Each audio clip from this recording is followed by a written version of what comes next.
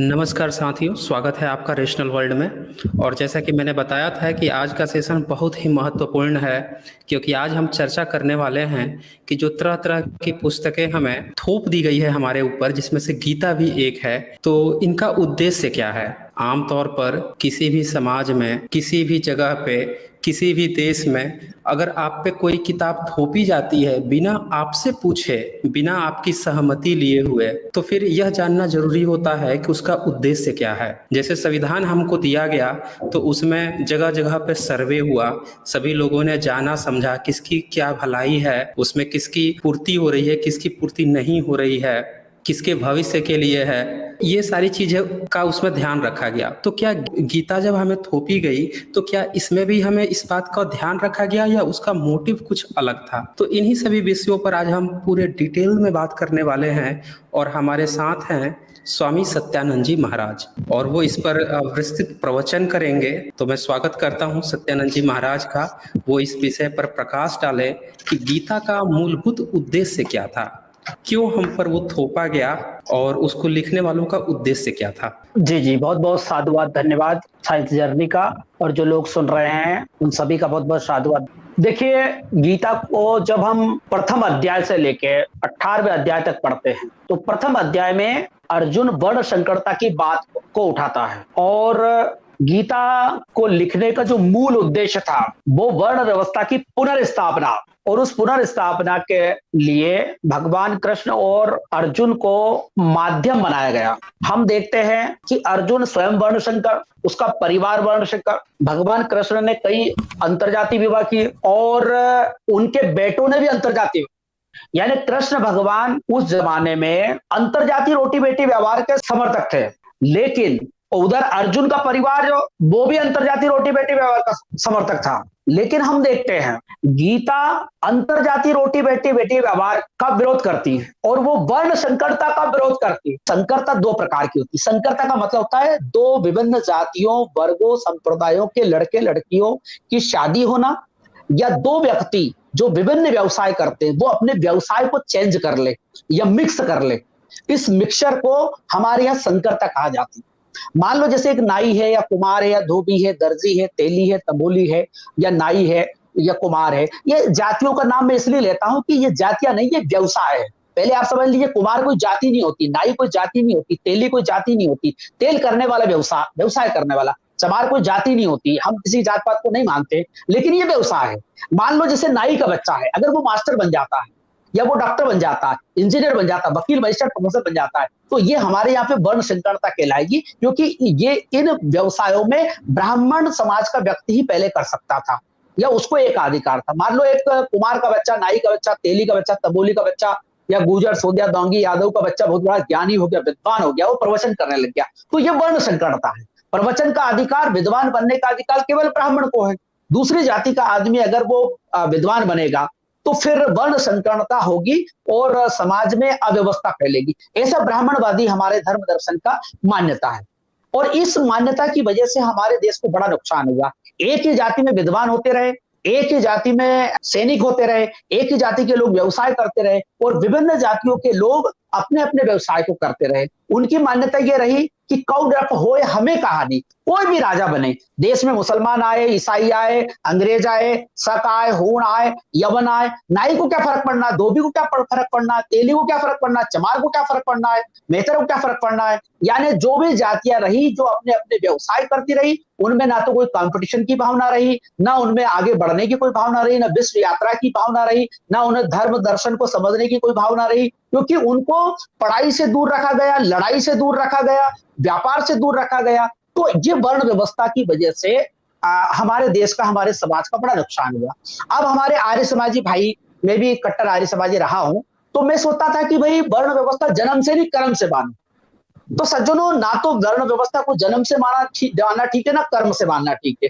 मैं बता दूं आपको कि मेरे 4 बच्चे हैं, अगर वो 4 प्रकार के व्यवसाय करते, मान लो मेरा एक बच्चा है वो प्रोफेसर बन गया, एक बच्चा मेरा सेना में चला गया, एक बच्चा मेरा व्यापार करने लग गया, और एक मेरा बच्चा मान लो किसान है, तो क्या हम प्रोफेसर को पंडित कहेंगे या ब्राह्मण कहेंगे, सैनिक को छत्री कहेंगे या उसको वैश्य कहेंगे जो व्यापारी है, या जो मजदूर है या किसान है या पशुपालक है उसको क्या हम शूद्र कहेंगे, या वो छोटा मोटा व्यवसाय करता है तो उसको शूद्र कहेंगे। एक बाप की 4 संतान 4 प्रकार के व्यवसाय करने से उनके ना 4 बाप होते, ना 4 वंश होते, ना ही उनके 4 खानदान होते हैं।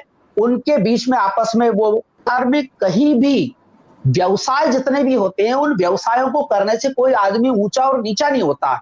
और विभिन्न प्रकार के व्यवसाय करने वाले लोग आपस में रिश्तेदार बन जाए तो उससे कोई दिक्कत नहीं होता। आज हम देखते हैं कि एक लड़का प्रोफेसर है और उसने जिस लड़की से शादी करी वो डॉक्टर है या वो नर्स है या कोई अधिकारी है, तो इससे क्या फर्क पड़ना है। एक प्रकार के व्यवसाय करने वाले लोग अगर दूसरे प्रकार के व्यवसाय वाले से शादी कर लेते हैं उससे कोई फर्क नहीं पड़ता है, वो रिश्तेदार बन जाते, खाते पीते तो कोई प्रॉब्लम नहीं होती है। लेकिन हमारे देश में अच्छा व्यवसाय बदलने से देश का ना तो कोई नुकसान होता है ना समाज का नुकसान होता है। लेकिन जो शोषक वर्ग है वो ये सोचता है कि अगर दूसरी जातियों के लोग डॉक्टर इंजीनियर वकील मजिस्ट्रेट प्रोफेसर बनेंगे, दूसरी जाति के लोग सैनिक बनेंगे, दूसरी जाति के लोग जागीरदार बनेंगे, दूसरी जाति के विद्वान बनेंगे, तो हमारा वर्गीय वर्चस्व खत्म हो जाएगा। मतलब सामंतवाद, पुरोहितवाद और पूंजीवाद खत्म हो जाएगा, समाजवाद हो जाएगा, समानता, स्वतंत्रता, बंधुत्व और न्याय का राज्य स्थापित हो जाएगा। तो वो शोषक लोग कहते हैं कि ये भारतीय संस्कृति के विरोध में है, क्योंकि भारतीय संस्कृति तो वर्ण की और जाति की बात करती है। वास्तव में भारतीय संस्कृति ये नहीं कहती है, ये जो पाखंडी लोग हैं वो कहते हैं कि भारतीय संस्कृति है ये वर्ण व्यवस्था।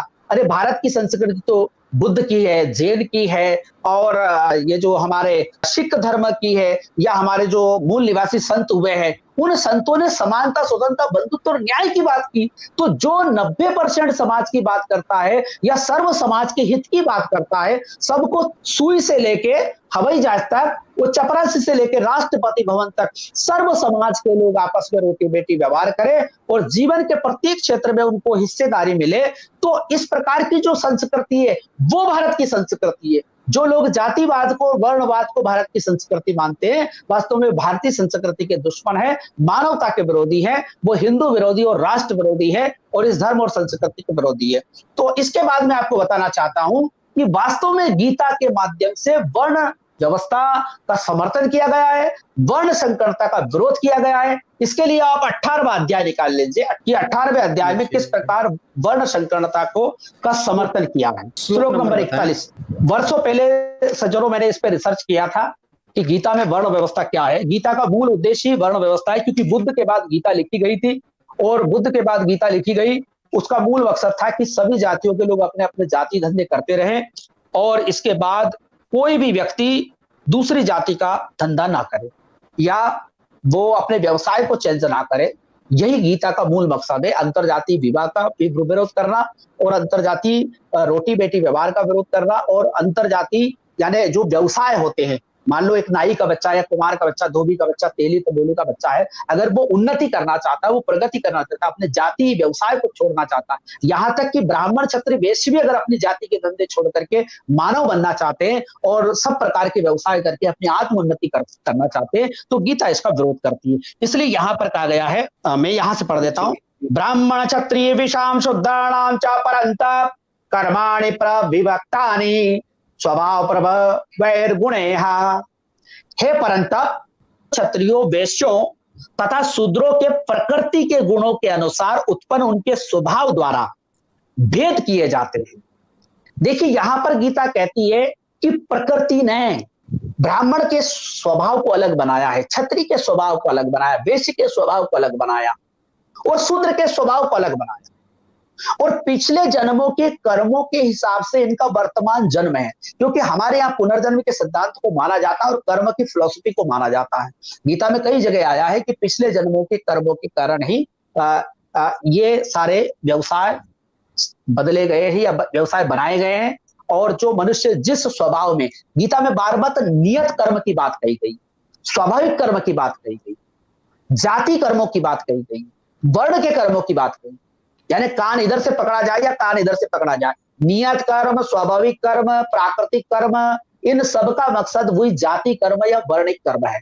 हमारे आर्य समाजी भाई कहते हैं कि वर्ण अलग है और जात अलग है, ये सिर्फ मानसिक जिम्नास्टिक है इसको, और ये मैं खुद भोग चुका हूं। मैं मतलब करीब 10 सालों से इस बीमारी से ग्रस्त था कि वो जाति अलग है और वर्ण अलग है। ये एक ही थैली के चट्टे बट्टे है। ब्राह्मण की जात भी वही है और उसका वर्ण भी वही है, क्षत्रिय का जात भी वही है और वर्ण भी वही है, वेश्य की जाति भी वही है और उसका वर्ण भी वही। सारा जो जातिवाद है वो शूद्र है। शूद्रों में जो हम देखते हैं कि 6,743 जातियां हैं और शूद्र दो प्रकार के अछूत शूद्र होते हैं जो गांव के बाहर रहते हैं, एक सचूत शूद्र होते हैं जो ब्राह्मण क्षत्रिय वैश्य के घर में जाकर के ओबीसी के लोग सेवा करते हैं, तो उनको सचूत शूद्र कहा जाता है शास्त्रों के अनुसार।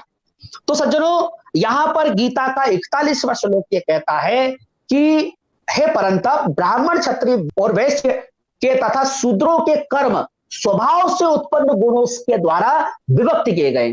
देखिए, स्वभाव किसको कहते हैं? स्वभाव का मतलब होता है प्रकृति, यानी एक व्यक्ति का स्वभाव है। मान लो एक का क्रोधी स्वभाव होता है, उसको कितने पढ़ा लिखा हो लेकिन वो क्रोधी ही रहेगा, कितने समझा उसको, उसका नेचर है, नेचर परिवर्तन नहीं हो सकता। उसी प्रकार ब्राह्मण का एक विशेष स्वभाव होता है, क्षत्रिय का विशेष स्वभाव होता है, वैश्य का एक विशेष स्वभाव होता है और शूद्र का एक विशेष स्वभाव होता है। लेकिन इस श्लोक में अंत्यज की बात नहीं की गई। अंत्यज हमारे यहाँ पे करीब करीब 22% है, यानी करीब 30 करोड़ लोग आज भी हमारे की बात नहीं की कि स्त्रियां कैसे पैदा हुई है। ये दुर्भाग्य है कि पूरी मानव जाति कैसे पैदा हुई है। अगर ये बात कहा जाता और वो उनको कैसे कार्य करना चाहिए, पूरी मानव जाति को क्या करना चाहिए, तो बहुत बेहतरीन होता। अगला श्लोक देखिए 42वां। अब ब्राह्मण का स्वभाव बताया जा रहा। समो दमस्तपाशोच्चम शांतिरार्जव में वचा ज्ञानम विज्ञानमास्तिक्यम ब्रह्म कर्म स्वभावजम। 42वां श्लोक कहता है कि अंतःकरण का निग्रह करना, इंद्रियों का दमन करना, धर्म पालन के लिए कष्ट सहन करना और बाहर भीतर से शुद्ध रहना और दूसरों के अपराधों को क्षमा करना और मन, इंद्रिय और शरीर को सरल रखना, वेद शास्त्र, ईश्वर और परलोक आदि में श्रद्धा रखना और वेद शास्त्रों का अध्ययन करना और परमात्मा के तत्व का अनुभव करना, ये सब के सब ही ब्राह्मण के स्वाभाविक कर्म हैं।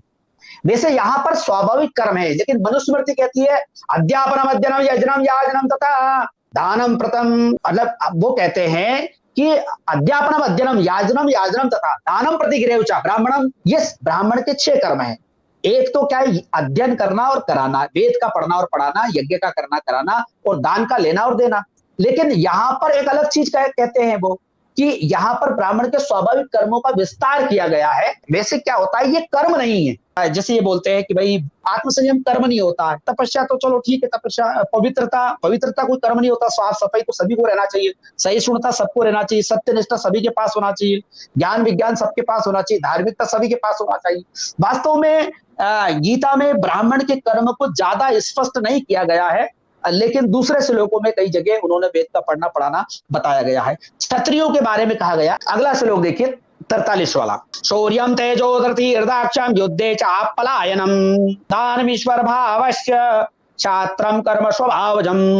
वीरता यानी सूरवीरता, आपके यहाँ पे सूरवीरता लिखा है, मेरे पास गीता प्रेस गोरखपुर की का अनुवाद है, आपके पास अशोक कोशी का, चलो वही पढ़ देता हूँ। सूरवीरता, तेज, धैर्य, चतुरता, युद्ध से ना भागना, दान देना और स्वामी भाव, ये सभी सब क्षत्रिय के स्वाभाविक कर्म है। यहाँ भी गीताकार गलती करता है, मनुस्मृति थोड़ी सी अलग बात कहती है और यहाँ पर गीताकार गलती करके क्षत्रिय के कर्म ना बता करके उसके स्वभाव को बताता है। गीताकार ये कहता है कि वास्तव में क्षत्रिय का नेचर अलग होता है, क्षत्रिय का स्वभाव अलग होता है, जबकि ऐसा नहीं है। पूरी मानव जाति में सैनिक होते हैं, ऐसा नहीं कि क्षत्रिय का स्वभाव अलग होता है और ब्राह्मण का स्वभाव अलग होता है, शूद्र का स्वभाव अलग होता है। पूरी दुनिया में क्षत्रिय हर समाज में से पैदा होते हैं, हर सारी दुनिया में सैनिक होते हैं और ऐसा कुछ भी नहीं है कि क्षत्रिय अलग स्वभाव का होता है या ब्राह्मण अलग स्वभाव का होता है। ये फिलोसफी जो है जिसने लिखा है उस व्यक्ति ने, आज हम देखते हैं कि हमारे बेहतर समाज में भी कुछ लोग सैनिक बनते हैं, चर्मकार समाज में बनते हैं, नाई में बनते हैं, धोबी में, तेली में, तबोली में, गुर्जर, सोंधिया, दांगी, यादव, जितने भी बैकवर्ड कम्युनिटी के लोग हैं भारतीय सेना में हैं और वो बेहतरीन युद्ध करते हैं और विजेता रहते हैं, परमवीर चक्र मिलता है। तो ऐसा नहीं है कि एक जाति विशेष का ऐसा स्वभाव होता है। अब हमारे आर्य समाजी भाई कह सकते हैं कि नहीं, इसका मतलब ये नहीं है, इसका मतलब ये है कि जिस व्यक्ति का स्वभाव सैनिक टाइप है उसको क्षत्रिय वर्ण दिया जाए, या जिसको ज्ञान विज्ञान में रुचि है उसको ब्राह्मण बना दिया जाए, या जिसकी व्यापार में रुचि है। ये सब मानसिक जिम्नास्टिक है, व्यावहारिक धरातल पर ऐसा नहीं होता है। व्यावहारिक धरातल पर मान लो एक बेहतर समाज का, नाई समाज, कुमार समाज, धोबी समाज, तेली समाज, गुजर समाज, सोंधिया, दांगी, यादव जैसी बैकवर्ड जाट है, ऐसे बैकवर्ड लोग अगर वो बन जाते सैनिक और गांव में आकर के अगर वो क्षत्रियों के साथ बैठना उठना चाहते हैं या उनके साथ रोटी बेटी व्यवहार करना चाहते हैं, तो गांव का क्षत्रिय उसको क्षत्रिय थोड़ी मानेगा। भाई वहां हर जगह तो आर्य समाज ही नहीं है, वहां हर हर जगह तो आर्य समाज कहने नहीं जाएगा कि क्षत्रियों, अब ये मेहतर समाज का व्यक्ति, ये चमार समाज का, ये नाई समाज, ये धोबी समाज, तेली समाज का व्यक्ति क्षत्रिय हो गया है, तो ये सैनिक बन गया, थानदार बन गया, ये बन गया डॉक्टर बन गया, थानदार बन गया, सैनिक बन गया, तो इसको छत्री मान लो, इसके साथ रोटी बेटी व्यवहार करो। तो ऐसा नहीं है भाई। छत्री जो छत्री जाति मानी जाती है वो जन्म से मानी जाती है। इसलिए हमने देखते हैं कि हमारे यहाँ पे जो बैकवर्ड कम्युनिटी में शिवाजी महाराज पैदा हुए थे, लेकिन शिवाजी महाराज ने जब सैनिक वीरता के साथ उन्होंने काम किया, बहादुरी के साथ राजपाट प्राप्त किया, लेकिन जब उनका राज तिलक करने का नंबर आया तो गंगा भट्ट नाम का काशी के ब्राह्मण ने उस जमाने में मतलब 14 करोड़ की रिश्वत लेकर के भी बाएं पैर के अंगूठे से राज तिलक किया गया था, क्योंकि क्षत्रिय समाज के वो नहीं थे या उनको संदिग्ध माना गया था। महाराष्ट्र के ब्राह्मणों ने मना कर दिया था कि आप क्षत्रिय नहीं हो, और उनका बार बार अपमान किया गया, और उनकी आने वाली पीढ़ियों का, साहू महाराज का भी अपमान किया गया था कि तुम क्षत्रिय नहीं हो, तुम शूद्र हो। तो हमारे यहाँ पे जन्म से ही जाति मानी जाती है। कुछ अपवाद हो सकते हैं शास्त्रों में, कई ऋषि हुए जो बैकवर्ड कम्युनिटी में पैदा होकर के ऋषि बने, लेकिन उनको ऋषि बनने या धर्मगुरु बनने में बहुत पसीना आया। समाज ने, ब्राह्मण समाज ने या क्षत्रिय समाज ने बहुत मुश्किल से उनको मान्यता दी। हम देखते हैं कि आज भी डॉक्टर अंबेडकर की जयंती कोई उच्च वर्ग का व्यक्ति नहीं मनाता है। महात्मा फूले की जयंती या पेरियार रामास्वामी नायकर की जयंती या संतराम बीए की जयंती, कि संत कबीर और रविदास की जयंती उच्च वर्ग के लोग नहीं मनाते। भाई बड़े बड़े संत हुए, ज्ञानी हुए, तो इनकी जयंती आर्य समाज के लोग मना करके देखते हैं कि डॉक्टर अंबेडकर बहुत बड़े ज्ञानी हुए, तो हम डॉक्टर अंबेडकर का सम्मान करते हैं या महात्मा फूले का सम्मान करते हैं। ऐसा संभव नहीं है। जाति जन्म से ही होती है। कोई आदमी कितना ही विद्वान हो जाए या बहादुर हो जाए, उसकी जाति या उसका वंश या उसकी परंपरा नहीं बदलती है। तो आगे देखिए, अगला श्लोक है, बनिए के कर्म बताए गए हैं या वैश्य के कर्म बताए गए हैं। कृषि गौरक्ष वाणिज्यम वैश्य कर्म स्वभावजम परिचर्यात्मकम कर्म शूद्रस्यापि स्वभावजम। अब 44वां श्लोक जो आता है, खेती करना, गोपालन करना और क्रय विक्रय रूप सत्य व्यवहार, ये वैश्य के स्वाभाविक कर्म है। अब आप देखिए यहां पर ये कहा गया है कि वैश्य का स्वाभाविक कर्म क्या है? कृषि करना, गो पालन करना और क्रय विक्रय करना। लेकिन हम देखते हैं कि सदियों से हमारे देश में जो बनिया समाज का व्यक्ति था, वो बनिया समाज का जो व्यक्ति था, उसने कभी खेती नहीं की, ना उसने गो पालन की। हमारे यहाँ पे बनिया समाज या वैश्य समाज का व्यक्ति है, वो व्यक्ति हमेशा व्यापार करता रहा। हमारे यहाँ पे जो खेती रही जागीरदार लोगों के पास रही, और वहां शूद्र जाति के ओबीसी के लोग हमेशा काम करते रहे। उनको खेती बाड़ी को आज भी ओबीसी के लोग करते हैं, और उसमें मजदूर के रूप में काम करने वाले एससी एसटी के लोग रहे हैं। अच्छा, इसमें एक ही श्लोक में बनिए के लिए अलग से स्पेशल श्लोक लगाने की जरूरत नहीं होगी। बनिए को और शूद्र को उन्होंने 2 लाइन में निपटा दिया कि भाई तुम्हारा ज्यादा कोई स्पेशल तुम्हें भाव देने की जरूरत नहीं है।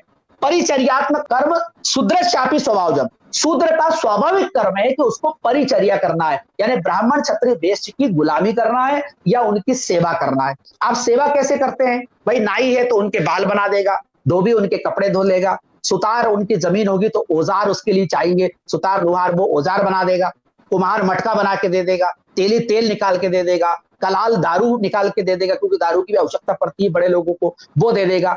और महिलाओं की आवश्यकता पड़ेगी तो उसके लिए गणिका वृत्ति की कुछ जातियां बना दी गई। इस प्रकार जितने भी काम है उतनी जातियां शूद्रों की बनाई गई। केवल ब्राह्मण क्षत्रिय वैश्य ये 3 जातियां ही सुप्रीम रही, बाकी सभी जातियां अलग अलग जातियों के काम करते रहे, और इनको इससे राजनीति से, धर्म से, शिक्षा से, सबसे वंचित कर दिया गया।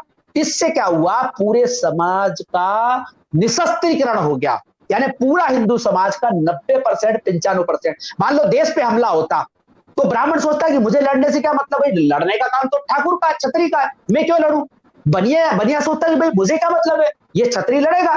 शूद्र सोचता है कि साहब मैं तो लड़ ही नहीं सकता, मेरे बाप दादा तो कभी लड़े नहीं, मैं तो भटे टमाटर उगाता हूँ, खेती करता हूँ। तो इससे पूरे हिंदू समाज का, राष्ट्र का निशस्त्रीकरण हो गया। यानी विदेशी आदमी आकर के अगर आप पे हथियार ना रखने का प्रतिबंध लगाए तो वो बात समझ में आती है, लेकिन वर्ण व्यवस्था के माध्यम से हिंदू समाज के 95% लोगों का निशस्त्रीकरण कर दिया गया, यानी उनको काहिल और जाहिल बना दिया गया। उनको शिक्षा पर प्रतिबंध लगा दिया गया कि एक ही जाति का आदमी विद्वान होगा और दूसरी जाति के लोग केवल ब्राह्मण, क्षत्रिय या वैश्य जाति के लोग ही पढ़ सकते। अच्छा, क्षत्रिय पढ़ा नहीं सकता, वैश्य पढ़ा नहीं सकता, पढ़ाने का काम केवल ब्राह्मण का रहेगा। तो इस तरीके से क्षत्रिय को और वैश्य को भी पढ़ने से कहीं ना कहीं रोका गया, और बाकी शूद्र समाज को, सुनार से लेकर चमार तक, कायस्थ से लेकर कहार तक को किसी ना किसी प्रकार से इन चीजों से रोका गया। इसके अपवाद भी इतिहास में मिलते हैं, पर अधिकांशतः जो हमारा मूल भारतीय संस्कृति है वो ये कहती है। तो ये 4 श्लोकों से पता चलता है कि गीता में कृष्ण भगवान के माध्यम से जातिवाद की वकालत की गई है, वर्ण व्यवस्था की वकालत की गई है। लेकिन हम देखते हैं वो आगे ये कहते हैं कि वास्तव में अगर कोई व्यक्ति अपने कर्म बदलना चाहता है तो क्या उसे कर्म बदलना चाहिए, नहीं बदलना चाहिए? तो कर्म ना बदलने के लिए गीता के इसी अध्याय के 47वां श्लोक निकाल लीजिए। अब बहुत सारे लोग कहते हैं, हमारे आर्य समाजी भाई कहते हैं कि प्राचीन काल में कर्म बदलने की व्यवस्था थी और बहुत सारे ऋषि हुए और बहुत सारे बहादुर लोग इतिहास में हुए हैं, मैं भी जानता हूं, मैंने भी पढ़ा शास्त्र। तो ये सारे कुछ अपवाद है। देखिए हर समाज में कुछ ना कुछ अपवाद होते हैं, लेकिन अपवाद कभी भी नियम नहीं होता है। जैसे अभी शंकराचार्य जी से पूछा गया कि शंभुक ऋषि की हत्या करना क्या जायज था? भगवान रामचंद्र जी के द्वारा वाल्मीकि रामायण में उत्तरकांड में आया है। तो शंकराचार्य जी ने कहा, जो हमारे हिंदू धर्म के, हमारे सनातन धर्म के सबसे बड़े गुरु माने जाते हैं, उन्होंने कहा कि चूंकि आप यूट्यूब पे वीडियो पढ़ा है स्वामी जी का, हमारे परम पूज्य शंकराचार्य जी ने उसका स्पष्टीकरण किया है। उन्होंने कहा कि जो हिंदू धर्म में जो मर्यादा है, ब्राह्मण धर्म में जो ब्राह्मण क्षत्रिय वैश्य बनाए गए, अगर शूद्र तपस्या करेगा तो फिर ब्राह्मण क्या करेगा? शूद्र अगर ज्ञानी बनेगा, व्यासपीठ पर बैठेगा, प्रवचन करेगा, तो फिर ब्राह्मण क्या करेगा? और अगर क्षत्रिय का काम शूद्र करने लग गया या बनिया करने लग गया, ब्राह्मण करने लग गया, तो फिर क्षत्रिय क्या करेगा? और बनिया का काम अगर शूद्र करने लग गया तो फिर बनिया क्या करेगा? इस तरह के हमारे यहाँ पे ये माना गया है कि जो जिस जाति में पैदा हुआ, जिस वर्ण में पैदा, उसे वही काम करना चाहिए, और वही काम अगर नहीं करेगा तो राजा उसे दंडित करेगा, और ये मनुस्मृति में लिखा। इसलिए अगर भगवान रामचंद्र जी ने अगर शूद्र शंभु की हत्या की थी क्योंकि उसने तपस्या की थी, तो वो जायज है, वो उचित है, क्योंकि जो वर्ण व्यवस्था का विरोध करेगा या जातिवाद का विरोध करेगा, वर्ण संकरता फैलाएगा, उसकी हत्या करना या उसको मारना क्षत्रिय की ड्यूटी है। इसलिए रामचंद्र जी ने जो शूद्र, जो शंभुक था, जो तपस्या कर रहा था, जो ज्ञान प्राप्त कर रहा था, उसकी हत्या की, तो वो जायज है। वर्ण व्यवस्था के समर्थन में यही बात गीता कहती है 47वें श्लोक में। क्या कहती है? श्रेयांश धर्मो विगुणः पर धर्मा स्वनिष्ठितात् स्वभाव नियतम कर्म कुर्वन्नान पोति क्लेशम। क्या कहती गीता? अच्छी प्रकार आचरण किए हुए दूसरे के धर्म से गुण रहित भी अपना धर्म श्रेष्ठ है। यह धर्म शब्द आया तो धर्म शब्द से लोग कंफ्यूजन होंगे। धर्म का मतलब वो समझेंगे कि नहीं वो नैतिकता है, मानवीय मूल्य, ऐसा कुछ नहीं है। धर्म का मतलब यहाँ पर जाति कर्मों से लिया गया है। हमारे यहाँ पे जो भी धर्म बात होती है तो धर्म के दो मतलब होते हैं, एक तो नैतिक मूल्य होता है, मानवीय मूल्य होता है, और दूसरा होता है जाति कर्म। जैसे आज भी ब्राह्मण अगर किसी के हाथ का खाना खाना चाहता है तो वो पूछता है सबसे पहले, भाई आपकी जात क्या है? मैं एक बार आर्य समाज में प्रवचन करने के लिए गया था, तो हम साधु संत लोग बैठे थे एक गौशाला में, और वहां पर एक संत था, तो वो कुछ भी खाना नहीं खाता था किसी के हाथ का, मतलब खाना खाते ही नहीं था, खाना छोड़ दिया उसने। तो मैंने कहा कि भाई ऐसा क्यों करा? हम सब संतों ने कहा कि भाई आपने ऐसा क्यों किया? उन्होंने कहा कि मैं साहब तिवारी ब्राह्मण हूँ उत्तर प्रदेश का, और मैं जाता पूरे देश में प्रवचन करने के लिए आता, ना जाने कौन कौन सी जात के साथ खाना खाना पड़ता, तो इसलिए मैंने खाना ही छोड़ दिया कि भाई मैं फल फ्रूट खाऊंगा और दूध पीऊंगा। उसने ये बात बताई। अब मुझे बताइए, जो आदमी आर्य समाजी बन गया उसके अंदर इतना जातिपात भरा हुआ है, तो फिर आम आदमी से हम क्या उम्मीद करें? वास्तव में हमारे धर्म संस्कृति, हमारे ब्राह्मण धर्म का मूल मकसद है कि जाति और वर्ण व्यवस्था को बनाए रखना। यही धर्म है, यही संस्कृति है, और इसी का संघर्ष है। हमारे देश में दो प्रकार के संत हुए, दो प्रकार की विचारधारा है। एक वर्ण व्यवस्था का समर्थन करते हैं, जात पात का समर्थन करते हैं। हमारे जितने भी शास्त्र है वो किसी न किसी रूप में जाति और वर्ण का समर्थन करते हैं, चाहे वो जन्म से समर्थन करे या वो कर्म से करे, लेकिन जाति और वर्ण का समर्थन करके यथास्थितिवाद बनाए रखना चाहते हैं। इसलिए आपने देखा होगा कि आज भी बहुत सारे लोग कहते हैं हमारा जो भारतीय संविधान है वो हमारी संस्कृति के अनुकूल नहीं है, मतलब उसमें जात पात नहीं है, उसमें ऊंच नीच नहीं है, उसमें वर्ण व्यवस्था नहीं है, उसमें एक दूसरे को ऊंचा नीचा नहीं माना गया, सबके साथ सबके विकास की बात की गई है, और जिसकी जितनी संख्या भारी उसकी उतनी भागीदारी की बात की गई है। तो हमारे जैसे धर्म के लोग कहते हैं कि ठेकेदार कहते हैं कि नहीं नहीं, ये भारतीय संस्कृति के खिलाफ है, ये हमारे धर्म के खिलाफ है, क्योंकि हमारा धर्म तो ऊंच नीच की बात करता, हमारी संस्कृति तो बात करती है कि सब लोग अपनी अपनी जाति का कर्म करें। तो सज्जनों, गीता कहती है, क्या कहती है? श्रेयांश स्वधर्मो विगुणः पर धर्मा स्वनिष्ठितात् स्वभाव नियतम कर्म कुर्वन् नानपोति क्लेशम। यानी अच्छी प्रकार आचरण किए हुए दूसरे के जाति कर्मों से, यहाँ पे धर्म का मतलब है जाति कर्मों से, गुण रहित भी अपना जाति कर्म श्रेष्ठ है, जाति धर्म श्रेष्ठ है, क्योंकि स्वभाव से नियत किए हुए स्वधर्म रूप कर्म को करता हुआ मनुष्य पाप को प्राप्त नहीं होता। अब यहाँ पे स्वभाव से नियत कर्म बता दिए, ब्राह्मण के कौन से, क्षत्रिय कौन से, वैश्य के कौन, और स्वधर्म की बात की। स्वधर्म मतलब ब्राह्मण का धर्म अलग है, क्षत्रिय का धर्म अलग है, वैश्य का धर्म अलग है, शूद्र का धर्म अलग है। आपने देखा होगा कि आज भी गांव के क्षेत्र में, जब ग्रामीण क्षेत्रों में कोई आदमी दूसरी जाति के आदमी से पानी पी लेता, खाना खा लेता है, तो खाना खाने से पहले वो जाति पूछता है, या व्यवहार करने से पहले जाति पूछता है। उसको लगता है कि अगर मैं इसके साथ खाना खा लूंगा तो मेरा धर्म नष्ट हो जाएगा। आज भी कहते हैं कि साहब वो तो, जैसे कोई नीची जाति का आदमी के साथ कोई खाना खा लेता है तो गांव में बोलते हैं कि वो तो बटल गया, सबके साथ उठता बैठता, भ्रष्ट हो गया, वो भ्रष्ट हो गया। आज भी कोई साधु संत भी गांव में जाकर के अगर निम्न जातियों के साथ खाना खा लेता है तो वो, अरे वो तो संत भ्रष्ट हो गया। तो ये बातें हैं। तो अब गीता ये क्या कहती है? गीता ये कहती है कि आदमी को अपना स्वधर्म, यानी अपना जाति धर्म किसी भी रूप में नहीं छोड़ना चाहिए। चाहे आप मान लो एक नाई का बच्चा, कुमार का बच्चा, धोबी का बच्चा, तेली तंबोली का बच्चा अगर डॉक्टर, इंजीनियर, वकील, मजिस्ट्रेट का, प्रोफेसर का काम बेहतरीन तरीके से कर सकता है तो उसे वो काम नहीं करना चाहिए, उसे अपने जाति के कर्म करना चाहिए। एक बार गांधी जी ने डॉक्टर अंबेडकर से यही कहा था कि डॉक्टर अंबेडकर, शूद्र को पढ़ने का अधिकार है, अछूतों को पढ़ने का अधिकार है, लेकिन पढ़ लिख करके आपको अपने जाति धर्मों को ही करना चाहिए, अपने स्वाभाविक कर्म को ही करना चाहिए। गीता की जो व्याख्या गांधी जी ने की और वर्ण व्यवस्था पे जो किताब लिखी है उसमें भी यही लिखा है। और what done Congress and Gandhi for untouchable से एक बहुत बेहतरीन किताब है डॉक्टर अंबेडकर की, उसमें गांधीवाद की सौ परीक्षा भी डॉक्टर अंबेडकर ने की है, तो उसमें भी यही लिखा है। और हमारा धर्म संस्कृति यही कहती है, हमारे शंकराचार्य भी यही कहते हैं। आर्य समाजी लोग भले कितनी लीपापोती करे कि इसका मतलब ये नहीं वो है, लेकिन हिंदू धर्म के 90% लोग या ब्राह्मण धर्म के 90% लोग इस बात को नहीं मानते। अच्छा, इसी श्लोक को तीसरे अध्याय में भी कहा गया। ये तीसरे अध्याय का 35वां श्लोक इसी बात को वहां कहता है, इसी चीज को तीसरे अध्याय में, जो बात तीसरे अध्याय में कही गई वही 18 में कही गई। इसका मतलब क्या है? इसका संकेत क्या है? इसका मतलब है कि तीसरे अध्याय से चल करके 18वें अध्याय तक वही राग गाया गया है। यानी जो तीसरे अध्याय में बातें वही 18वें में है। यानी शुरुआत में जो बातें हैं, वर्ण संकरता की जो बात कही गई थी, अर्जुन के मुंह से उठाई गई थी कि मेरा जाति कर्म नष्ट हो जाएगा, मेरा जाति धर्म नष्ट हो जाएगा, मेरा स्वधर्म नष्ट हो जाएगा, मेरा कुल धर्म नष्ट हो जाएगा, क्योंकि युद्ध में स्त्रियां, पुरुष मारे जाएंगे और स्त्रियों की संख्या, पुरुष की संख्या कम हो जाएगी, और वर्ण संकरण औलादे पैदा होगी, स्त्रियां अंतरजातीय विवाह करेगी तो धर्म नष्ट हो जाएगा। तो यही बात गीता कहती है कि मनुष्य को किसी भी काल में अपने जाति धर्मों को नहीं छोड़ना चाहिए, जाति कर्मों को नहीं छोड़ना चाहिए, और अंतरजातीय रोटी बैठी व्यवहार नहीं करना चाहिए। तो ये बात कहती है, इसलिए लिखा है श्रेयान स्वधर्मो विगुणः परधर्मा सुनिश्चितात् स्वधर्मे निधर्म श्रेया परधर्मो भयावह। गीता के तीसरे अध्याय का 35वां श्लोक है। वो ये कहता है कि अच्छी प्रकार आचरण में लाए हुए दूसरे के धर्म, यानी कर्म या जाति धंधे से गुण रहित, हानिकारक भी अपना धर्म, यानी जाति धंधा अति उत्तम है।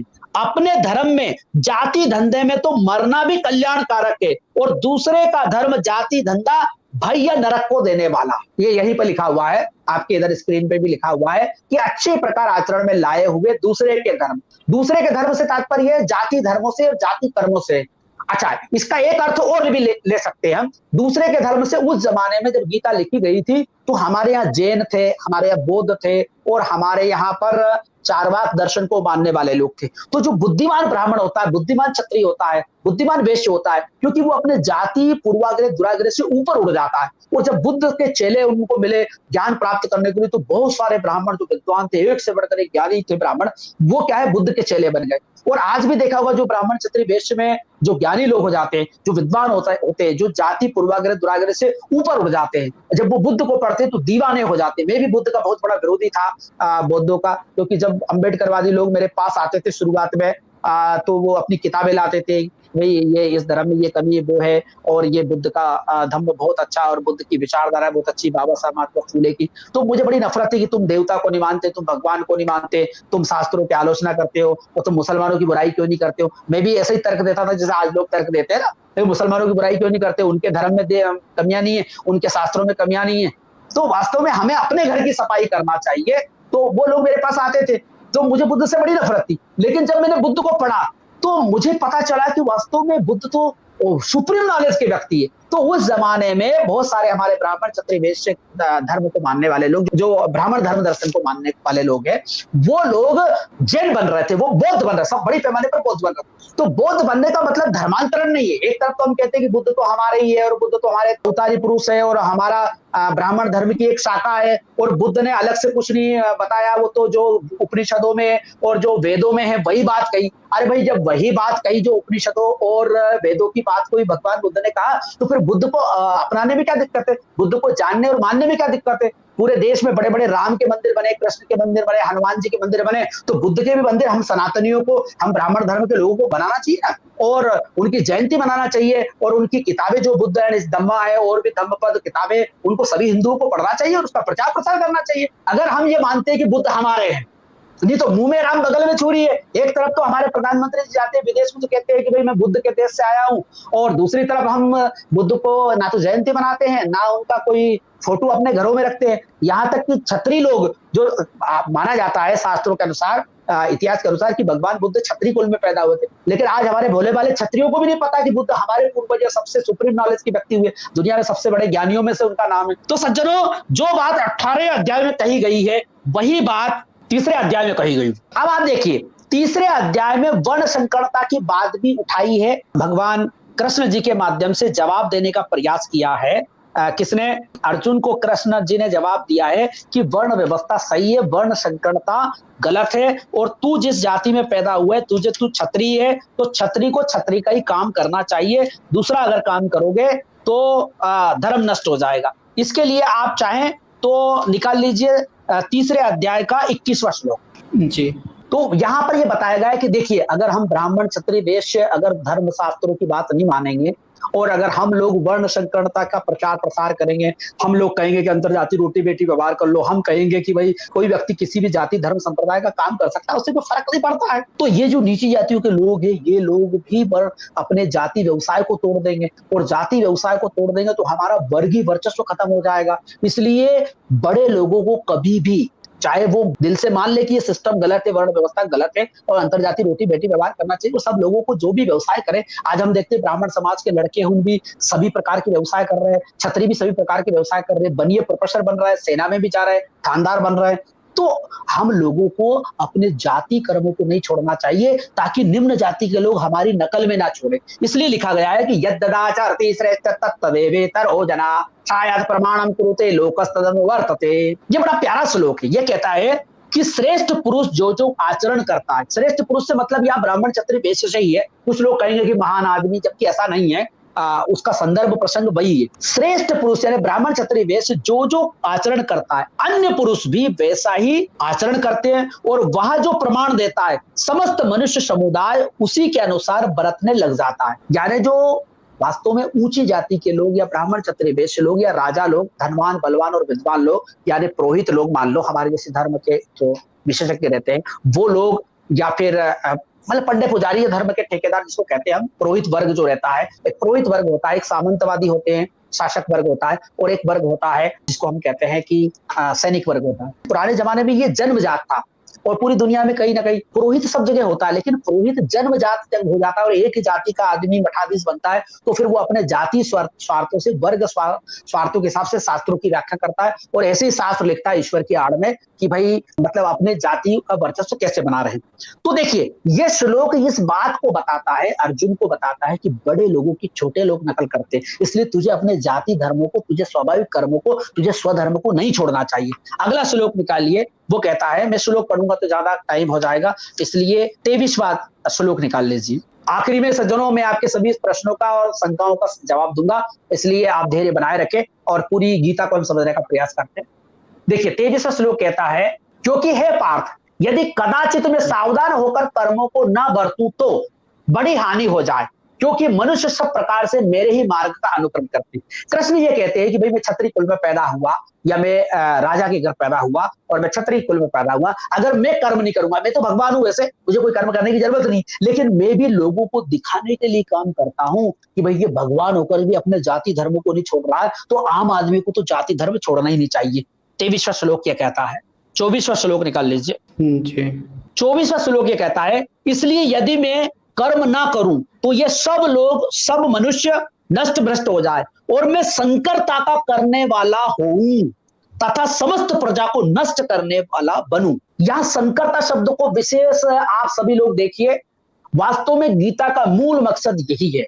गीता के प्रथम अध्याय में जो अर्जुन ने प्रश्न उठाए वर्ण संकरता को लेकर के, उसका जवाब यह तीसरे अध्याय में दिया जा रहा है और यह कहा जा रहा है, इसलिए यदि मैं कर्म ना करूं, यानी मैं क्षत्रिय के कुल में पैदा हुआ, मैं भगवान हूं, मैं अवतारी पुरुष हूं, लेकिन मुझे भी कर्म करना पड़ता है, तो तू किस खेत की मूली है और ये सारी दुनिया के लोग किस खेत की मूली है। अर्थात जो जिस जाति में पैदा हुआ है उसको वही कर्म करना चाहिए। अगर उस व्यक्ति ने अपने जाति कर्मों को तोड़ा तो समाज में वर्ण संकरता फैलेगी और वर्ण संकरता से सारा समाज नष्ट भ्रष्ट हो जाएगा। अरे इंग्लैंड अमेरिका में कोई ब्राह्मण क्षत्रिय वेश्य नहीं है, दुनिया में कहीं भी ब्राह्मण क्षत्रिय वेश्य नहीं है। सब लोग अपनी रुचि के हिसाब से, ट्रेनिंग के हिसाब से बच्चे पढ़ते हैं, ट्रेनिंग लेते हैं, अपने अपने हिसाब से काम करते हैं और दुनिया में कहीं भी कोई समस्या नहीं। हमारे भारत में ही यह समस्या है कि भाई नाई का बेटा नाई रहेगा, 1000 पीढ़ियां तक नाई का बेटा नाई रहा, कुमार का बेटा कुमार रहा, धोबी का बेटा धोबी रहा, तेली का बेटा तेली रहा, सुतार का बेटा सुतार रहा, चमार का बेटा चमार रहा,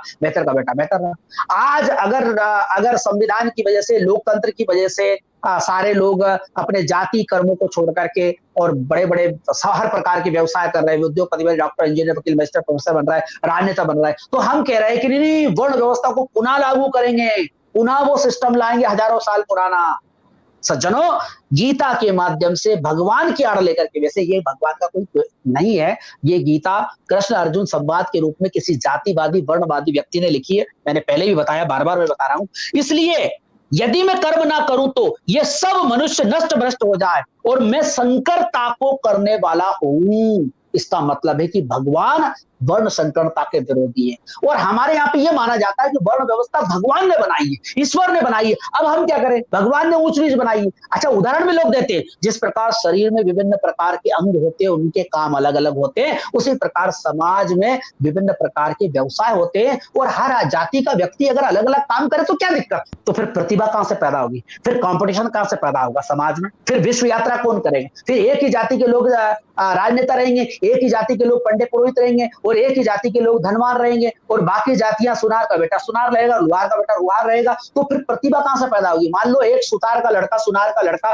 धोबी का लड़का, गुजर का लड़का मानना चाहता है कि मैं विश्व धर्म दर्शन का अध्ययन करूं, तो फिर उसके लिए क्या अपॉर्चुनिटी, उसके लिए अपॉर्चुनिटी कि वो अगले जन्म में ब्राह्मण कुल में पैदा होगा, इसके बाद उसको गीता, वेद, पुराण, उपनिषद पढ़ेगा, बाइबल पढ़ेगा, कुरान पढ़ेगा, तुलनात्मक अध्ययन करेगा। इस जन्म में तो तुम कुमार के घर, सुतार के घर, लुहार के घर, धोबी घर, दर्जी घर, तेली घर पैदा हो गए, तो तुम्हें यही काम करना है। तुम विद्वान नहीं बन सकते, तुम धनवान नहीं बन सकते, तुम बलवान नहीं बन सकते, तुम विश्व यात्रा नहीं कर सकते। क्या कहना चाहते हो। तो वर्ण संकरता को करने वाला हूं और समस्त प्रजा को नष्ट कर दूं।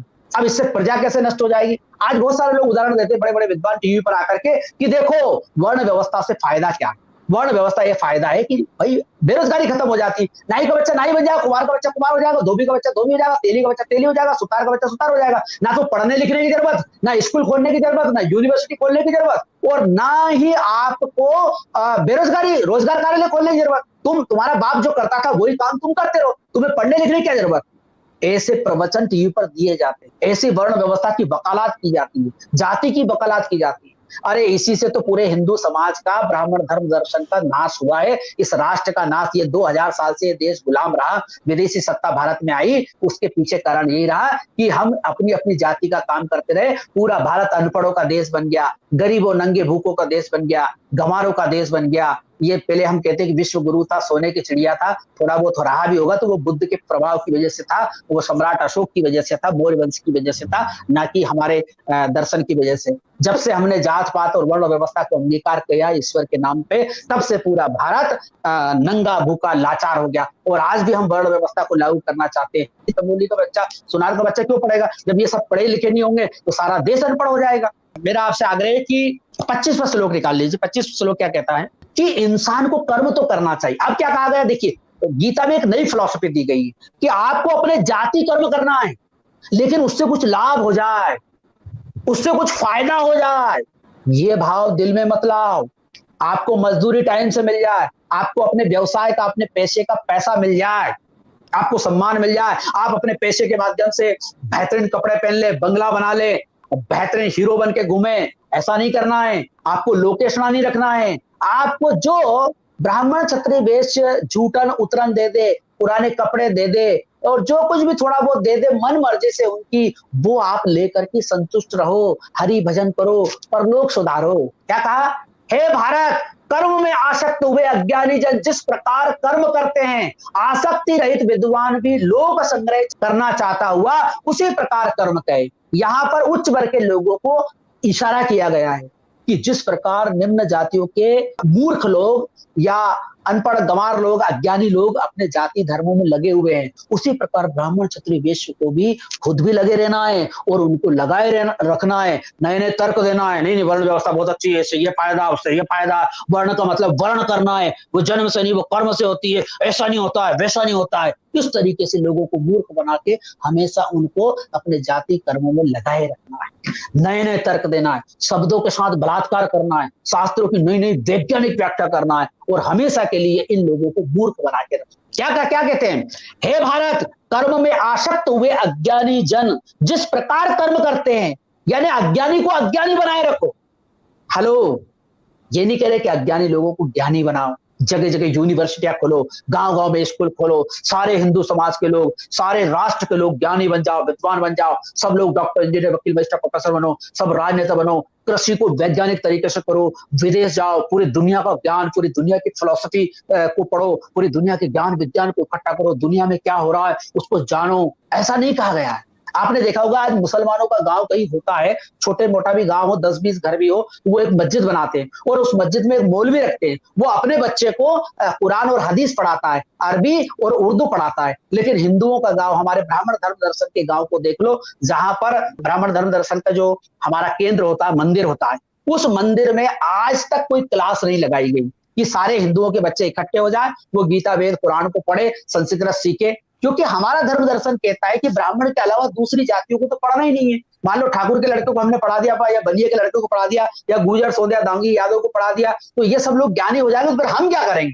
तो हमारा उद्देश्य ये रहा है कि हमेशा हम प्रवचन करेंगे, आप ताली बजाओ, हमें दान दक्षिणा दो, नाचो कूदो हमारे प्रवचन में, और हम शास्त्रों की अनाप शनाप व्याख्या करेंगे और तुम कहोगे पंडित जी गजब, क्या हा मजा आए, बहुत बड़े ज्ञानी हो आप, जगत गुरु हो, आपके पैर पड़ता हूं, आपको दान, आपका वो खाता नंबर बता दीजिए, वो उसमें डाल दूंगा।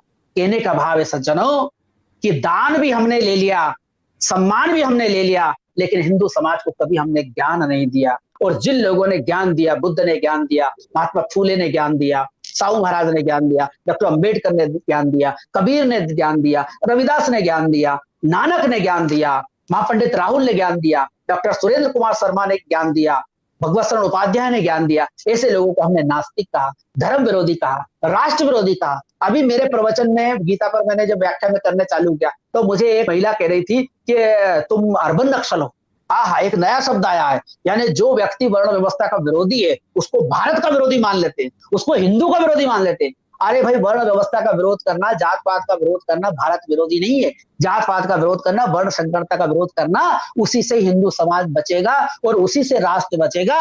आज अगर पाकिस्तान बना है, बांग्लादेश बना है, तो वो जात पात की वजह से बना है। अगर हमारा समाज गरीब दलित जातियों को, आदिवासी पिछड़ी जातियों को गले लगाता, तो कोई भी मुसलमान बनने की जरूरत नहीं थी, किसी को ईसाई बनने की जरूरत नहीं थी। हम लोगों ने गले नहीं बनाया, हमने स्कूल नहीं खोले। अरे हमने स्कूल नहीं खोले तो आदिवासियों के लिए ईसाइयों ने स्कूल खोले, और वो ईसाई बनेंगे तो क्या करेंगे? उनको स्कूल दिया, उन्होंने अस्पताल दिया। हमने क्या दिया? हमने तो कहा कि तुम सदियों से नीच हो, नीच ही रहो, हमारे लिए खतरा हो जाएगा, इसलिए हम आप साधु संतों को भेज करके उनका ब्राह्मणीकरण कर रहे हैं। उनको बता रहे हो तुम हिंदू हो, तो राम के जमाने से हिंदू हो। अरे ठीक है भैया, हिंदू है तो कम से कम कपड़ा तो दे उसको, उसकी नौकरी तो मत छीन। हिंदू है ना, हिंदू है तो फिर उसका आरक्षण क्यों खत्म कर रहा है? उसके संविधान अधिकार क्यों खत्म कर रहा है? भाई वो भी हिंदू है, तू भी हिंदू है, तो हिंदू हिंदू भाई भाई है ना, तो फिर आरक्षण क्यों खत्म कर रहा है? 22% SC/ST का आरक्षण है, 52% OBC का होना चाहिए, 27 भी नहीं दे रहे हो आप 14% ही दे रहे हो।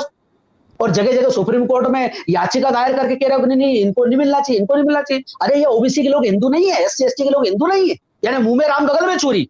तो सज्जनों, आगे आप देखिए चौथे अध्याय का 13वां श्लोक, चातुर्वर्ण्यम मया सृष्टम गुणकर्म विभागशः तस्य कर्तारम् अपि माम विद्यकर्तारम् व्ययम्। अब आप देखिए चौथे अध्याय का 13वां श्लोक क्या कहता है। भगवान कृष्ण के मुंह से कहलवाया जा रहा है चौथे अध्याय में कि ब्राह्मण, क्षत्रिय, वैश्य और शूद्र 4 वर्णों का समूह गुण और कर्मों के विभाग पूर्वक मेरे द्वारा रचा गया। मतलब पिछले जन्मों के गुण कर्मों के आधार पर वर्तमान जन्म मिला है। इस प्रकार उस सृष्टि रचना आदि कर्मों का कर्ता होने पर भी मुझ अविनाशी परमेश्वर को तू वास्तव में अकर्ता ही जान। अच्छा, भगवान ने जात पात बनाई है, भगवान ने वर्ण व्यवस्था बनाई है, तो रूस में क्यों नहीं बनाया?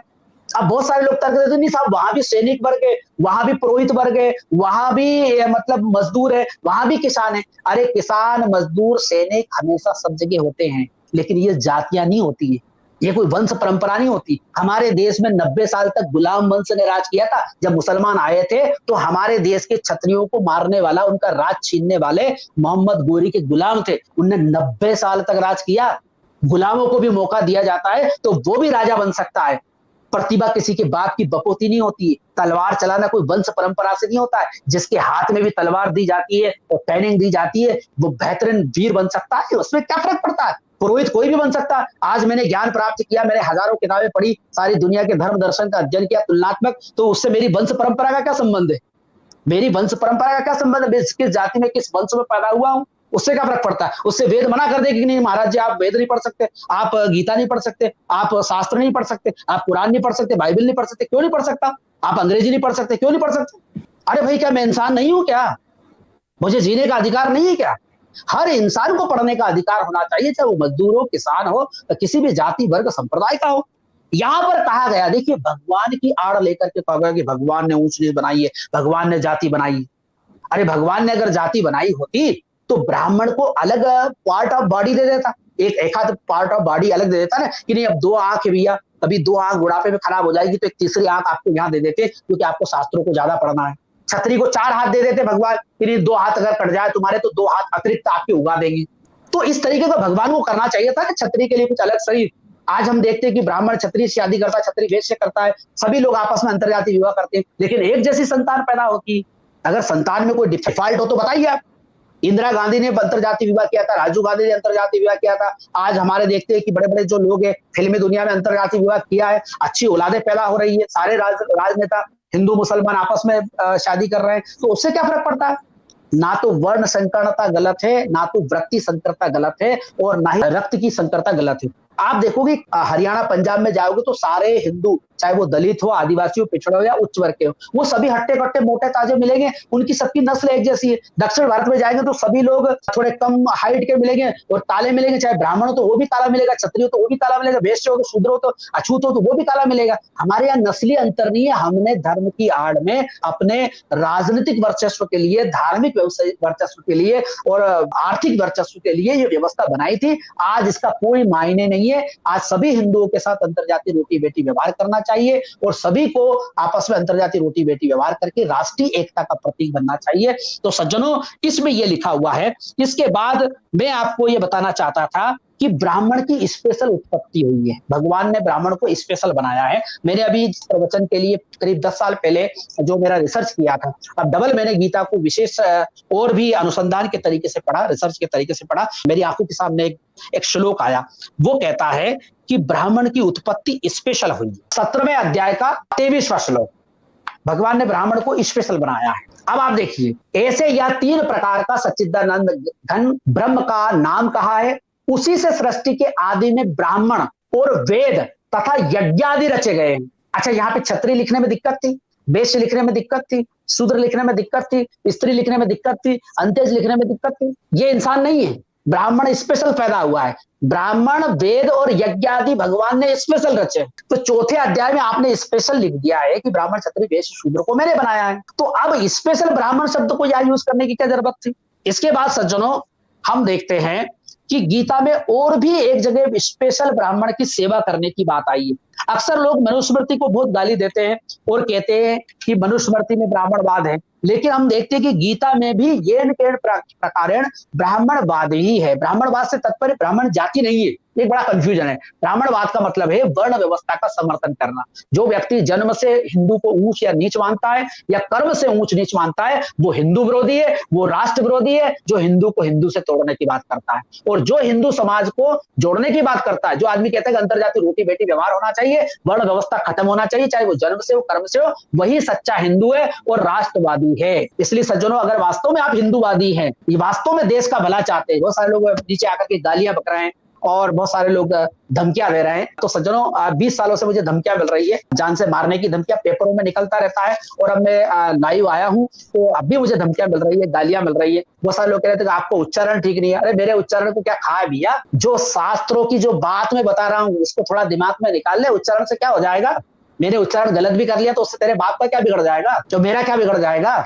सारा अनुवाद रखा है वो देख ले, थोड़ा तो दिमाग रख। इसका अर्थ ये नहीं है, वो नहीं है, इस चक्कर में तुम पड़े रहोगे कि समाज इस राष्ट्र का भला भी करोगे। इसका अर्थ ये नहीं, वो नहीं है, तुमने ये नहीं समझा, वो नहीं समझा, इसके चक्कर में तो पूरा समाज और देश बर्बाद हो गया। अंतरजातीय रोटी बेटी व्यवहार के पूरे समाज को, पूरे देश को एक करने की बात करो ना। क्यों फोकट में नए नए तर्क देते हो कि पिछला जन्म में ये था ना अगले जन्म में ये था? तो मैं स्पेशल आपको बताना चाहता हूँ 17वें अध्याय का 14वां श्लोक निकालिए अगर संभव हो तो।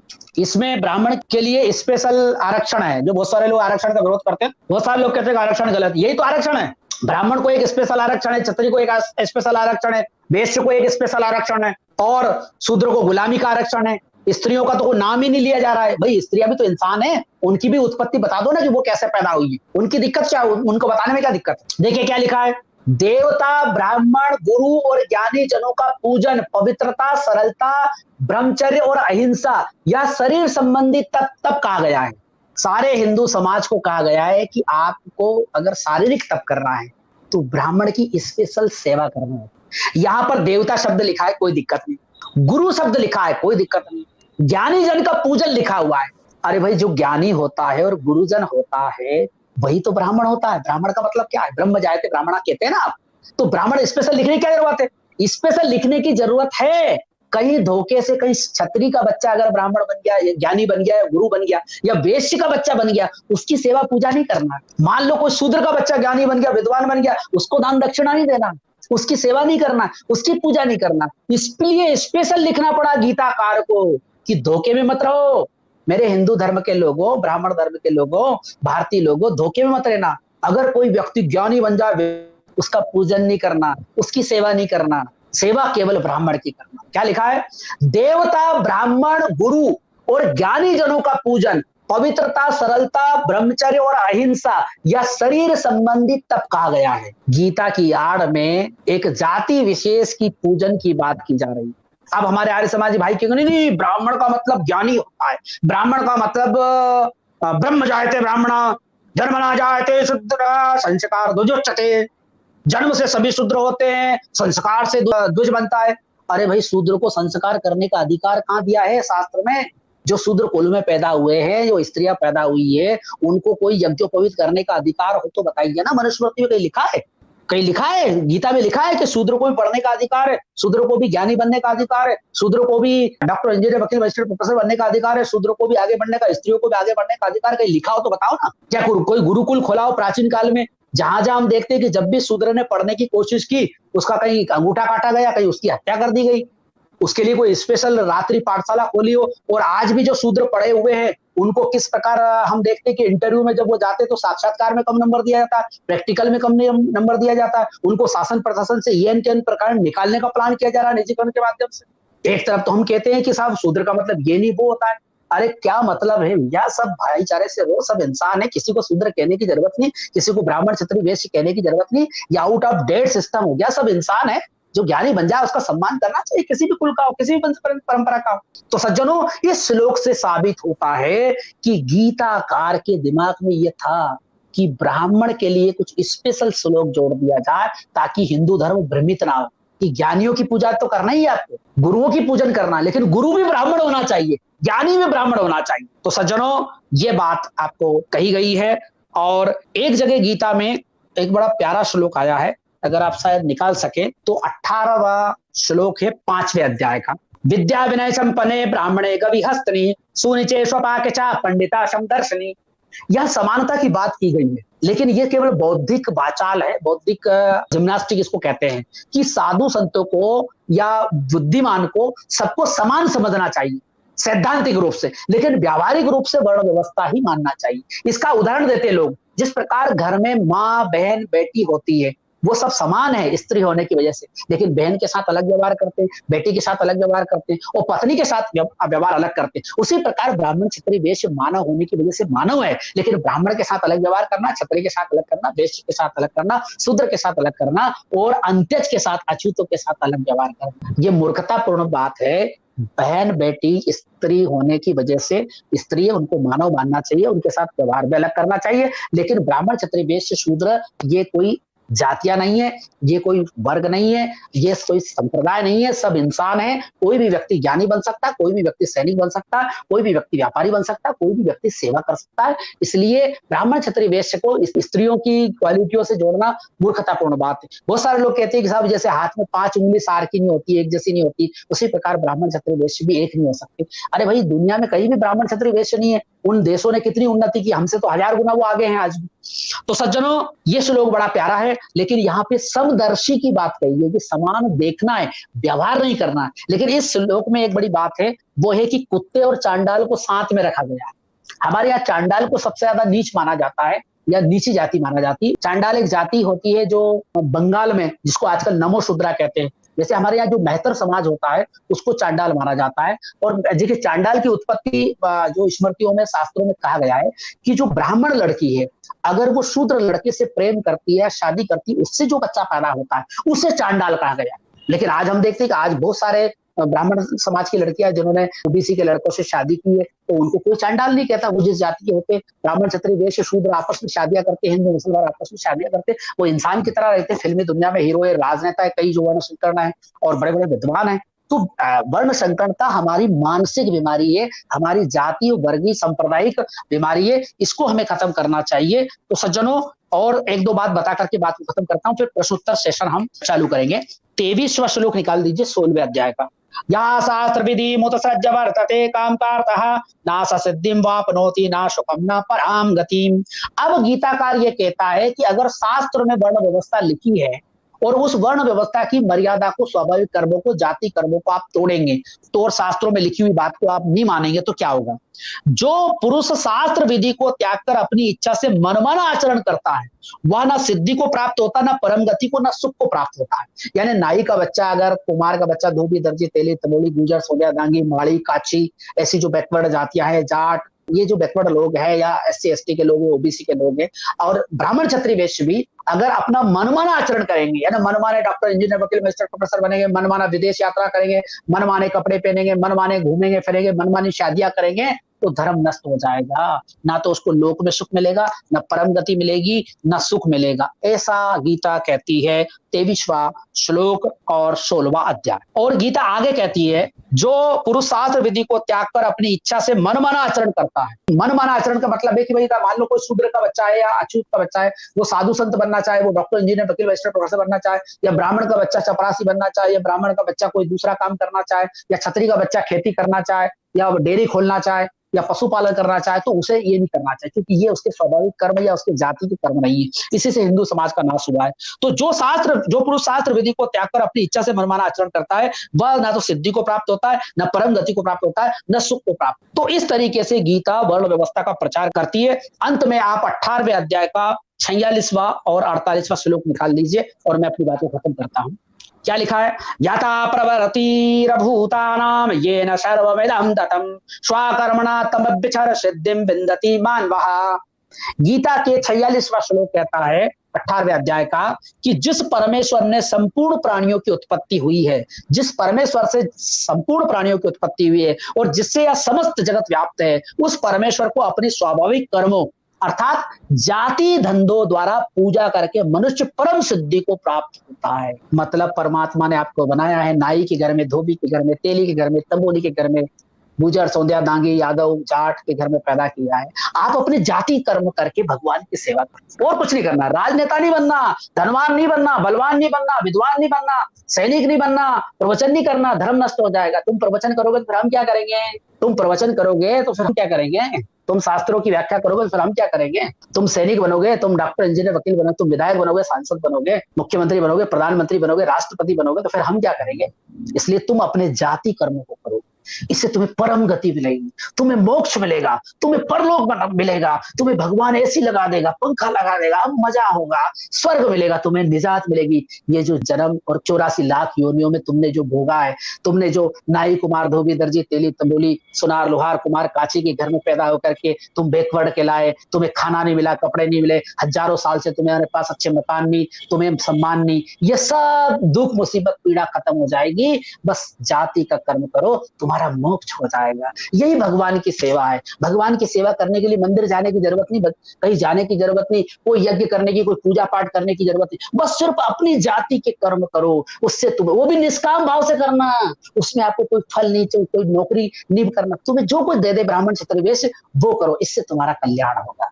और अगर नहीं करोगे तो गीता के 48वां श्लोक कहता है, देखिए हर कर्म में कोई ना कोई बुराई है, ब्राह्मण के काम में भी कुछ ना कुछ बुरा है, क्षत्रिय के काम में भी बुरा है, और वैश्य के काम में भी कोई ना कोई कमी है। इसलिए अपना जाति का धर्म मत छोड़ो, अपने जाति का कर्म मत छोड़ो।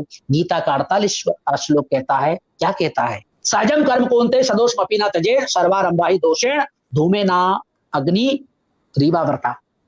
क्या कहता है? अतएव हे कुंती पुत्र, दोष युक्त होने पर भी, अगर चमार का काम, नाई काम, धोबी काम, तेली काम, तंबूली काम, सुनार का काम, लोहार का काम, दर्जी का काम दोष युक्त हो तो भी उसे नहीं छोड़ना। और ब्राह्मण क्षत्रिय वैश्य, तुम्हें भी अपने जाति की कर्म नहीं छोड़ना। सब अपने अपनी जाति में बंधे रहो, जाति के गुलाम रहो, जाति कर्मों के गुलाम रहो, इसी से तुम्हारा कल्याण होगा, इसी से देश का कल्याण होगा। ऐसी फिलॉसफी दे करके पूरे हिंदू समाज को तोड़ दिया, पूरे राष्ट्र को तोड़ दिया। और हम पर राष्ट्र विरोधी होने की बात करते, हम पर वामपंथी, हमें नक्सली कहते, जो हिंदू समाज को जोड़ने की बात कर रहे हैं, अंतरजातीय रोटी बेटी व्यवहार की बात कर रहे हैं, उनको कह रहे कि ये राष्ट्र विरोधी है। राष्ट्र विरोधी वो लोग हैं जो हिंदू समाज को हजारों जातियों में बांट करके अंतरजातीय रोटी बेटी व्यवहार का विरोध करते हैं। तो क्या कहती है गीता? गीता कहती है, कुंती पुत्र, दोष युक्त होने पर भी अपने सहज जाति कर्मों को, स्वाभाविक कर्मों को, स्वाभाविक धंधों को नहीं त्यागना चाहिए, क्योंकि धुएं से अग्नि की भांति सभी कर्म किसी न किसी रूप से दोष युक्त होते हैं। सज्जनों, इस प्रवचन का मकसद किसी जाति, धर्म, संप्रदाय का अपमान करना नहीं है, किसी शास्त्र का अपमान करना नहीं है। कृष्ण भगवान की मैं बड़ी इज्जत करता हूँ, और कृष्ण भगवान पर मैंने विशेष अध्ययन किया है। पता चला कि वो मूल निवासी है, यही के थे, और उन्होंने इंद्र से बड़ा मुकाबला किया था। वेदों में इंद्र और उनका युद्ध भी हुआ है। और कृष्ण भगवान अंतरजातीय रोटी बेटी व्यवहार के विरोधी थे। कृष्ण भगवान कहीं भी वर्ण संकरता के विरोधी नहीं थे। उन्होंने अपने परिवार की शादी, अर्जुन की शादी, और जो भी मिलने वाले लोग थे, उन्होंने स्वयं ने अंतरजातीय विवाह किया। जामवती नाम की आदिवासी लड़की से उन्होंने शादी की थी, उनके बेटों ने अंतरजातीय विवाह किया था। इसलिए मेरा आपसे आग्रह है, कृष्ण भगवान हमारे पूर्वज थे, उनका हमें सम्मान करना चाहिए, लेकिन गीता की आड़ में, कृष्ण जी की आड़ लेकर के वर्ण संकरता का भय बता करके हिंदू समाज को जातिवाद का जो जहर फैलाया गया है, वर्ण व्यवस्था का जहर फैलाया है, उस व्यवहार को, उस जहर को हमें निकालना है। और उसका एक ही उपाय है, हम अंतरजातीय रोटी बेटी व्यवहार करें, सभी हिंदुओं को हम गले लगाएं, और सभी हमारे जैन, बौद्ध लोग हैं, हमारे सिख लोग हैं, वो भी हमारे भाई है। हम सभी को, ब्राह्मण धर्म के लोग हैं, वो भी हमारे भाई है। हम सभी लोगों को अंतरजातीय रोटी बेटी व्यवहार करके और वर्ण संकरता का जो भय है उसे खत्म करना चाहिए। अंतरजातीय विवाह से भी बच्चे अच्छे सुंदर पैदा होते हैं। जो हमने देखा, वर्ण संकर फसलें बेहतरीन होती है। इसलिए मेरा आपसे आग्रह है कि आप सभी लोग अंतरजातीय रोटी बेटी व्यवहार करें, और आज तो सरकार इनाम भी दे रही है, उसका भी फायदा उठाए। मेरा इस प्रवचन के माध्यम से किसी का अपमान करना नहीं है। अभी प्रवचन के माध्यम से सज्जनों, कुछ लोग सहयोग भी करना चाहते हैं कि स्वामी जी आपके रिसर्च पेपर कहाँ मिलेंगे, कैसे मिलेंगे। सज्जनों, आज जितने भी प्रकाशक मैंने बात करी, बहुत सारे लोग पैसा मांगते हैं कि स्वामी जी पैसा दीजिए तब हम आपकी किताब छापेंगे। मैंने 2008 में जीते जी मुक्ति नाम की जगत के कल्याण के लिए उसमें पूरी दुनिया के ज्ञान को मैंने देने का प्रयास किया है कि अगर मैं इस परंपरागत व्यवस्था को नहीं मानता हूं तो फिर नई व्यवस्था क्या होना चाहिए हिंदू समाज के लिए। तो मैंने इस पर रिसर्च करके पूरी दुनिया के शास्त्रों का, धर्मों का, विज्ञान का, साइंस का, सबका अध्ययन करके, फिलोसफी का अध्ययन करके जीते जी मुक्ति नाम की किताब लिखी है। अगर आप मुझे सहयोग करते हैं तो निश्चित ही वो किताबें प्रकाशित होगी और उससे जगत का कल्याण होगा, आप लोगों को ज्ञान की प्राप्ति होगी। मुझे यहाँ बुला करके साइंस जर्नी ने इतना सम्मान दिया, आप सभी लोगों ने धैर्यपूर्वक सुना, मैं आप सभी को साधुवाद देता हूँ, धन्यवाद देता हूँ। जी, बहुत-बहुत धन्यवाद स्वामी जी आपका, आपने बहुत अच्छा प्रवचन दिया है और ये किताब बुक छपवाना चाहते हैं लेकिन जो पब्लिशर हैं वो आपसे पैसे की डिमांड कर रहे हैं। तो अब जो भी जी, जी। प्रोसेस रहता होगा, हो सकता है कि उनका जो मिनिमम चार्ज रहता होगा शायद क्योंकि वो अपने इन्वेस्ट करना चाहते हैं पेपर जी, वगैरह। जी, जी, जी। तो जी,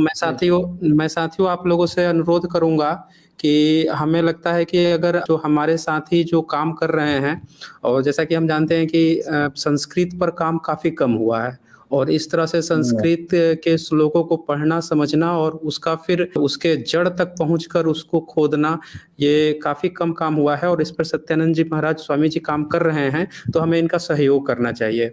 तो स्वामी जी, आप अगर अपना पेटीएम नंबर या आपका जो गूगल पे या यूपीआई नंबर अगर हो, अगर आप देना चाहें तो मैं इसे अपने डिस्क्रिप्शन में वीडियो के शेयर कर दूँगा और वहाँ से जो भी साथी चाहते हैं सहयोग करना, वो उस पे डायरेक्ट स्वामी जी को सहयोग कर सकते हैं। और मैं बता दूँ कि डिस्क्रिप्शंस में 2 लिंक होती है, एक तो मेरे चैनल का मेंबरशिप लिंक होता है और दूसरा जो लिंक होगा, वो मैं स्वामी जी का दे दूँगा, वहाँ से डायरेक्ट आप स्वामी जी की हेल्प कर सकते हैं। जी, जी, मेरा सिर्फ़ ये कहना है कि अगर हम दूसरों को पैसा दें तो फिर क्या मतलब है, हम खुद ही छपाएँ उनको और उसको ऑनलाइन आजकल तो क्या है अमेज़न का ज़माना है, उनको दे देंगे तो वो पूरी दुनिया में जाएगी, तो जगत का कल्याण होगा। किसी का कोई प्रश्न हो तो आप लोग प्रश्न पूछ सकते हैं। चलिए ब पूछिए, पूछिए कोई प्रश्न हो तो पूछिए। हाँ, गुरुजी आपने जैसे मतलब गीता मतलब भगवत गीता का श्लोक पढ़ के उसका जो निचोड़ था कितना सही है, कितना गलत है। तो गुरुजी कुछ विद्वानों जो का ये भी कहना है कि कुछ गीता में जो श्लोक है वो धम्मपद से लिया गया। तो इसमें ऐसे कितने श्लोक हैं जो मानव कल्याण के लिए मतलब उचित है और कितने श्लोक हैं जो मतलब एक दूसरे का विरोधाभासी नहीं, करते अब हैं? देखिए क्या तो है कि पूरी गीता में 15-20 श्लोक ऐसे हैं, जो हाँ, मतलब हाँ। अच्छे हैं, जिनको हम प्रवचन में भी बोल सकते हैं और उसको संदर्भ प्रसंग से अलग हटा के जैसे मैंने ये गेय आशा नित्य सन्यासी सुनाया और वो अभी जो सुनाया हुँ। था मैंने कि चांडाल, ब्राह्मण सब एक, तो ऐसे 20 एक श्लोक हर शास्त्र में रहते हैं, लेकिन गीता का जो हुँ, मूल हुँ। उद्देश्य है, वो है वर्ण व्यवस्था की पुनर्स्थापना। दूसरी प्रश्न आपने पूछा कितने श्लोक धम्मपद से, बुद्धिज़्म से लिए गए हैं, तो ये इस पे एक रिसर्च का विषय है और कुछ श्लोक हैं जो मतलब उसमें कहीं न कहीं बुद्धिज़्म की कुछ फिलॉसॉफिकल बातें हैं।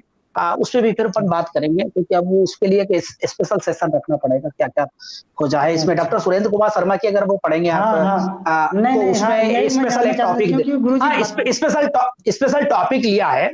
विक्रांत मानेकर जी का सवाल है हम कैसे कंट्रीब्यूट कर सकते हैं? तो विक्रांत मानेकर जी मैं लिंक दे दूँगा, अब इसी मेरा वीडियो मैं का डिस्क्रिप्शन होता है, उसी में हाँ, मैं लिंक रहेगा और स्वामी जी से मैं लिंक लेकर यहाँ पे प्रोवाइड करा दूँगा, आप डायरेक्ट इन्हें हेल्प कर सकते हैं। ठीक है, बहुत-बहुत साधुवाद, धन्यवाद।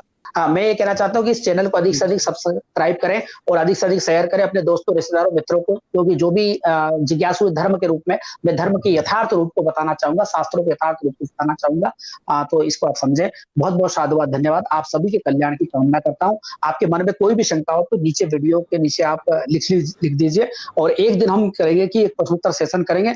जिन-जिन लोगों ने भी प्रश्न किए हैं, उन सभी को एक साथ दे देंगे। बहुत-बहुत साधुवाद। आप सभी के कल्याण की कामना करते हुए अपनी बात को यहीं पर खत्म करता हूँ।